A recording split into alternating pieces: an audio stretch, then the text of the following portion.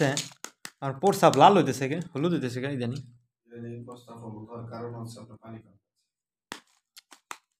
সকালবেলা তো পানি মানে প্রতিদিন সকালে দিয়ে প্রস্রাব লালটা হলুদ হলুদ হয় রাতে তো পানি কম খাই না রাতে তো হেভি পানি খাই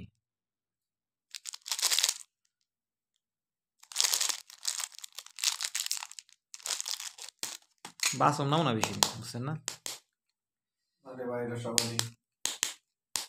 রেগুলারই বা একদিন